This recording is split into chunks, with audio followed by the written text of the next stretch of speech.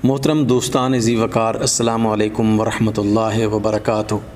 مجھے یقین ہے کہ اللہ کی طرف سے آپ جو ہے وہ بخیریت ہوں گے۔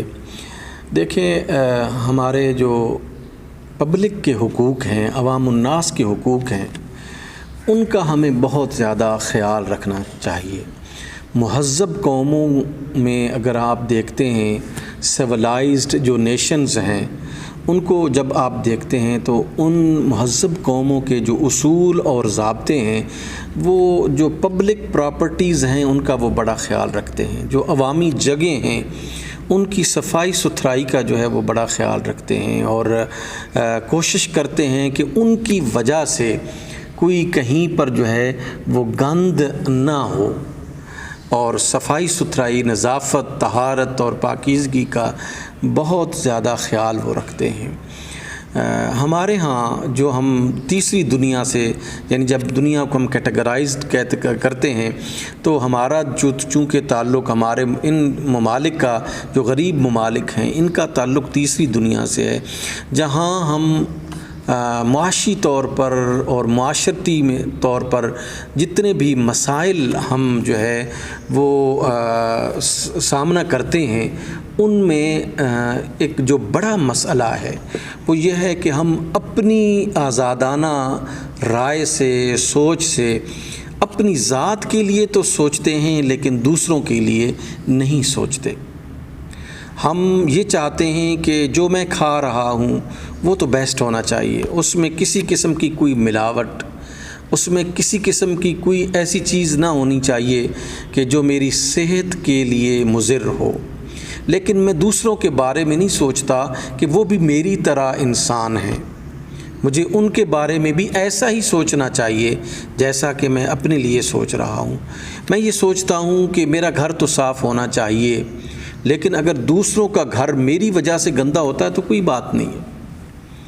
میں یہ چاہتا ہوں کہ میری گاڑی جو ہے وہ اچھی جگہ پہ پارک ہونی چاہیے، اگر دوسرے کی کسی کی گاڑی جو ہے وہ اچھی جگہ پر پارک نہیں ہے تو میں اس کا کوئی سروکار نہیں رکھتا۔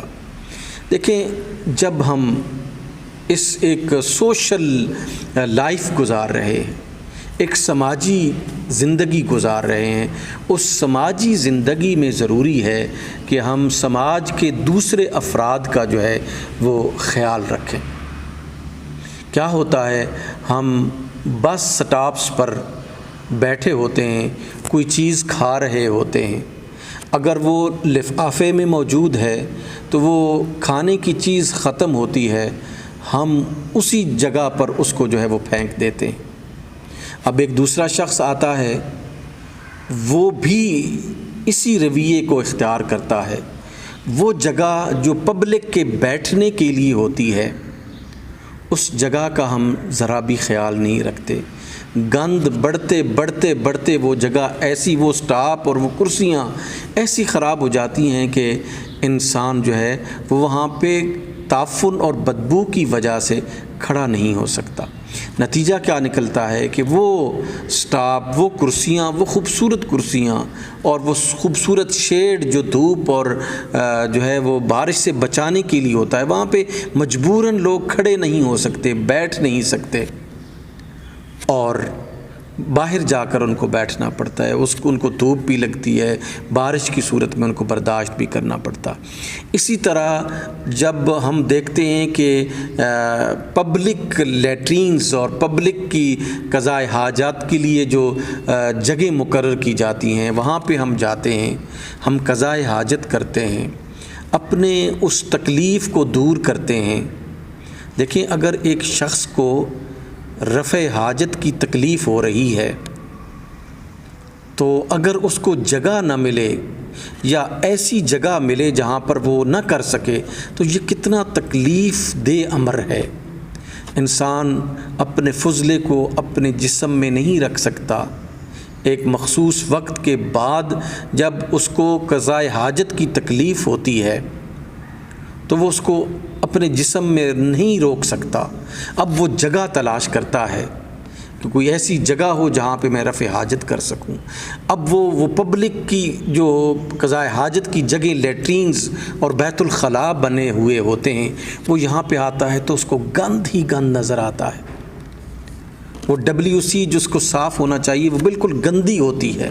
اب ایک نظافت کا دلدادہ شخص، پاکیزگی اور طہارت کا جو دلدادہ شخص ہے وہ تو ظاہر ہے کہ اس گندگی میں نہیں بیٹھ سکتا۔ تو ہم نے اپنی حاجت کو تو پورا کر لیا، لیکن اس برتن کو اور اس جگہ کو ہم نے دوسروں کے لیے ناقابل استعمال بنا دیا۔ کتنا ہمارا یہ بڑا نقصان ہے جو پبلک کا اور سوسائٹی کا ہم کرتے ہیں۔ یہ کتنا بڑا جرم ہے جس کا ہم ارتکاب کرتے ہیں۔ ہم اپنے لیے تو سوچتے ہیں، دوسروں کے لیے نہیں سوچتے۔ ہم یہ چاہتے ہیں کہ ہم تو صاف ستھرے رہیں، دوسرے اگر صاف ستھرے نہیں ہیں تو کوئی بات نہیں، ہمیں ان سے کیا غرض۔ ہم یہ تو چاہتے ہیں کہ ہماری حاجتیں پوری ہوتی رہیں، اگر دوسروں کی نہیں ہو رہی تو ہمیں اس سے کیا غرض۔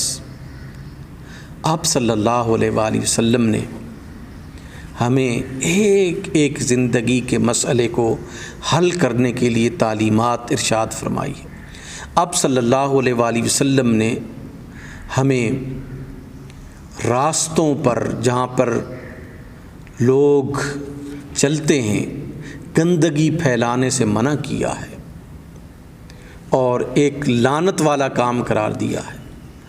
اور اس زمانے میں جہاں پر لوگ جو ہیں وہ جانوروں پر سوار ہوتے تھے، اونٹوں، گھوڑوں، خچروں اور گدھوں کو بطور سواری استعمال کیا جاتا تھا، اس زمانے میں آپ صلی اللہ علیہ وآلہ وسلم نے فرمایا کہ جو تم سایہ دار چیزیں ہیں، سایہ دار درخت ہیں، ان پر جو ہے ان کے نیچے گندگی مت پھیلاؤ۔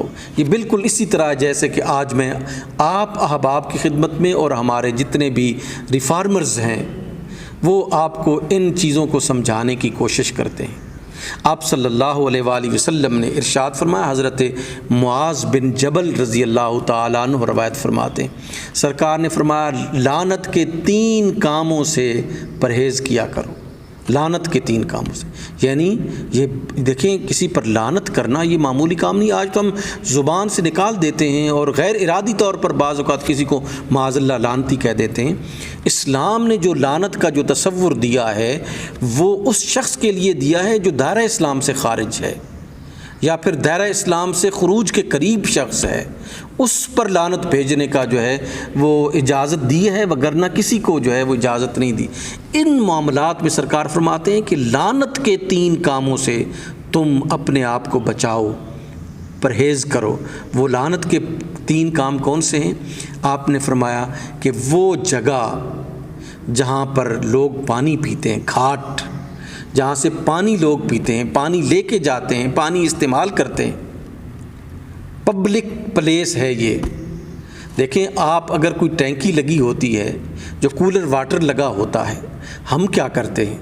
ہم اس جگہ کو بھی گندا کرتے ہیں۔ ایک شخص سگریٹ پیتا ہے، سگریٹ جو ہے وہ اس واٹر کولر کے اوپر جو ہے وہ ختم کر کے اسی وہاں پہ پھینک دیتا ہے۔ ہم اس واٹر کولر کا گلاس استعمال کرتے ہیں اور اگر اس کے اوپر زنجیر نہ لگی ہو تو ہم اسے اٹھا کے لے جاتے ہیں۔ ہمارے یہ اخلاق ہے۔ تو آپ نے فرمایا کہ گھاٹ کو گندا کرنے کی کوشش نہ کرو، یہ لعنتی کام ہے، اور وہ لعین ہے وہ شخص جو گھاٹ کو گندا کرتا ہے، پانی پینے کی جگہ کو گندا کرتا ہے۔ اسی طرح آپ صلی اللہ علیہ وآلہ وسلم نے فرمایا کہ راستوں کے درمیان گندگی کو مت پھیلاؤ۔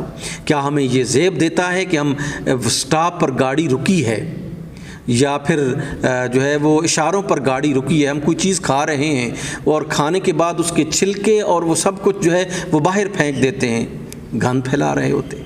سرکار نے فرمایا کہ راستوں کے درمیان تم گند مت پھیلاؤ، گھاٹ کو گندا مت کرو، راستوں کے درمیان گند مت پھیلاؤ۔ اسی طرح آپ صلی اللہ علیہ وآلہ وسلم نے فرمایا کہ سایہ دار درخت کی چیزیں یا وہ جگہیں جو سایہ دار ہوں وہاں پہ قضائے حاجت جو ہے وہ مت کرو۔ نہایت بد اخلاق ہے وہ شخص جو اس قسم کی حرکتیں کرتا ہے جس سے عوام الناس کو تکلیف ہوتی ہے۔ ہمیں ایک دوسرے کو فیسیلیٹیٹ کرنا ہوگا، ایک دوسرے کو سہولتیں دینی ہوگی، بجائے اس کے کہ ہم ایک دوسرے کو تکلیف پہنچائیں۔ اللہ سبحانہ و تعالی ہمیں اچھی چیزوں کو پھیلانے اور اچھے مینرز کو پھیلانے کی توفیق نصیب فرمائے۔ السلام علیکم ورحمۃ اللہ۔